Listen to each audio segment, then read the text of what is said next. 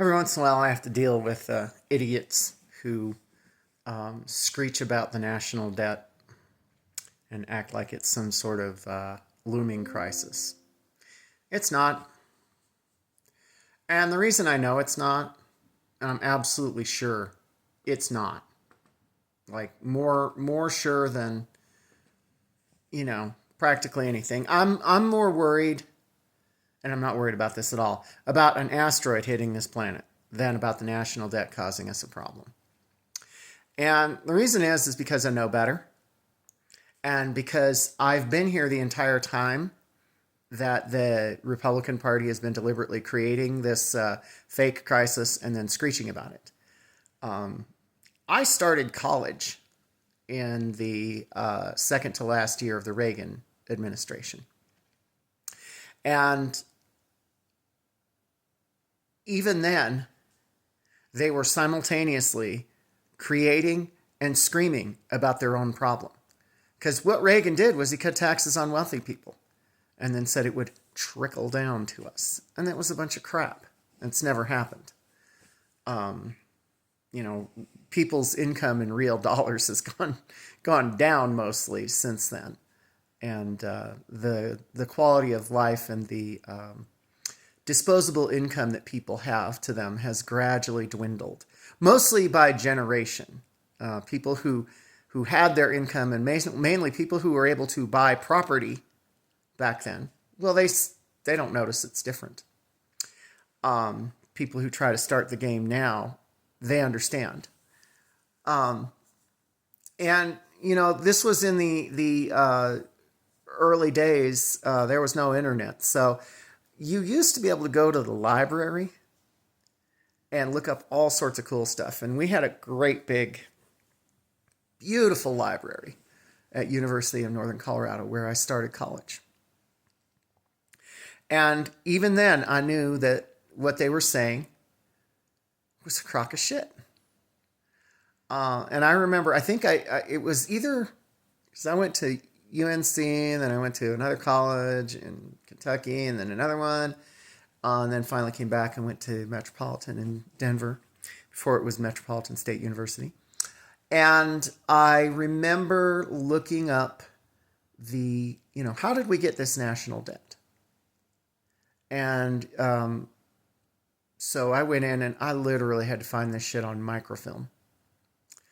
And somehow I printed it out somehow. I mean, it's been a bit, so I don't really remember. But I remember either printing it or photocopying it. I think I printed it off of the microfiche or something wild like that.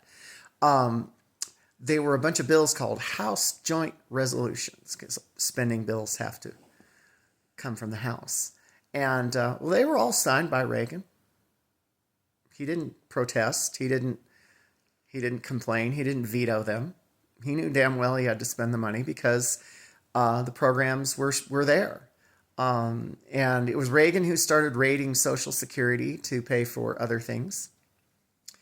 It was Reagan who cut the taxes on the wealthy without trying to make sense of it financially.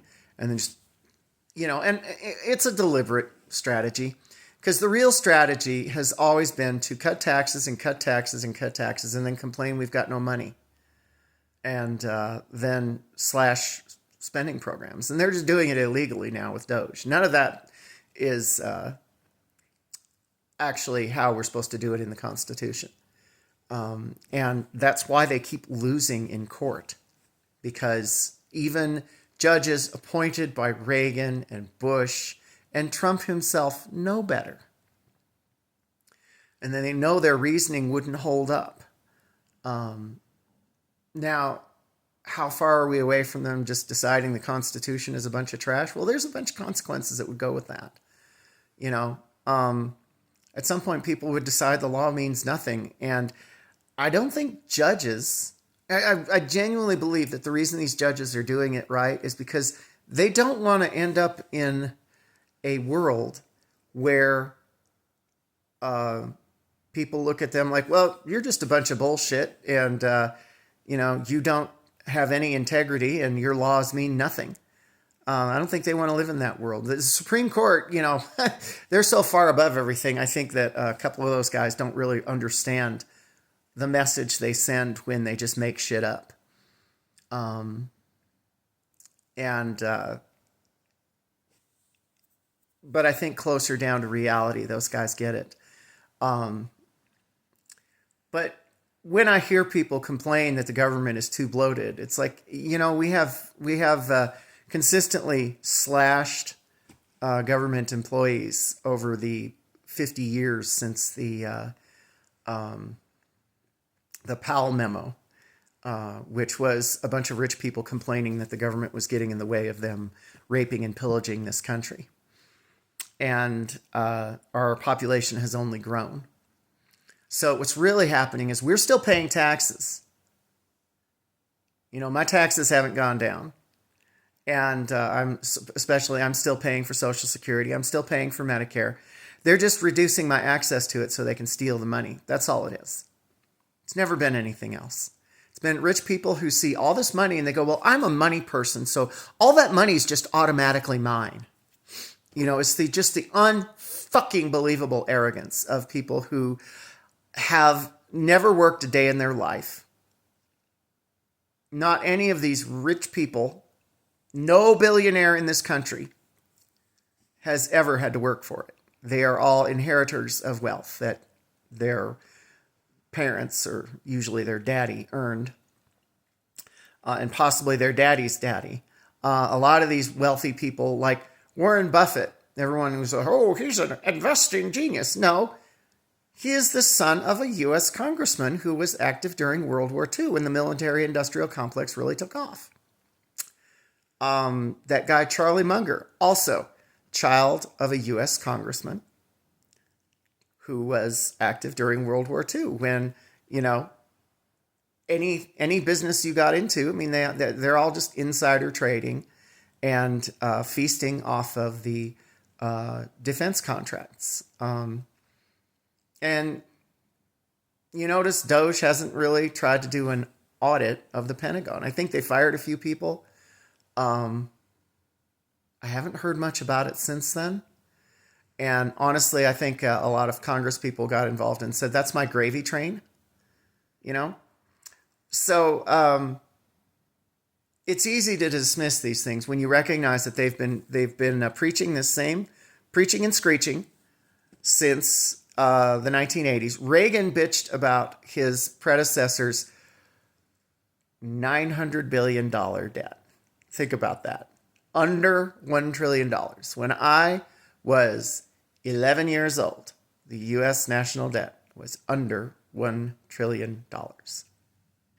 And in the 45 years since then, the majority of that debt added, and you can look this up on any graph, has been added by Republican presidents.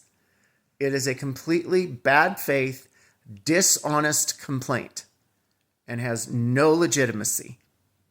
If they wanted to solve the national debt right now, they could do what every Democrat does when they get in office and raise taxes on the rich and increase funding for the IRS so those taxes actually get collected.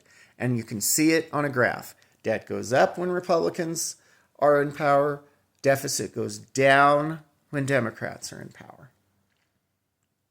Donald himself added 25% of all U.S. debt,